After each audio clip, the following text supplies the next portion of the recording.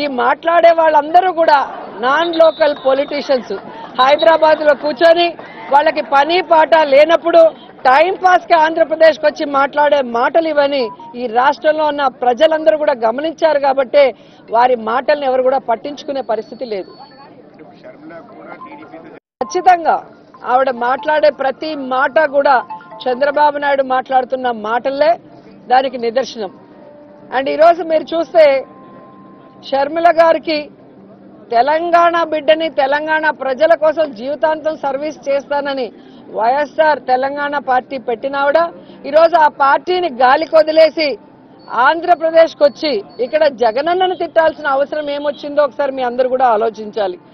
రెండోది, రాజశేఖర్ రెడ్డి గారు బ్రతికున్నంత కాలం వైఎస్ఆర్ గారిని అవినీతి పరుడని దోపిడీదారుని మాట్లాడిన చంద్రబాబు నాయుడు ఇంటికి వెళ్లి బొకే ఇచ్చి కొడుకు ఎంగేజ్మెంట్ కి పిలవాల్సిన అవసరం ఏముందని అడుగుతున్నాను. అలాగే వైఎస్ఆర్ పంచలోడు తీసుకొడతానన్న పవన్ కళ్యాణ్ ఇంటికి వెళ్లి మిలాఖత్ చేసుకొని ఆయన ఎందుకు పిలవాల్సి వచ్చిందో చెప్పాల్సిన అవసరం ఉంది. అలాగే రేవంత్ రెడ్డి గారిని అయితే ఇదే షర్మిలమ్మ మాట్లాడింది, కాంగ్రెస్ లో ఏముంది, ఒక దొంగ ఉన్నాడు రేవంత్ అనే దొంగ అనింది.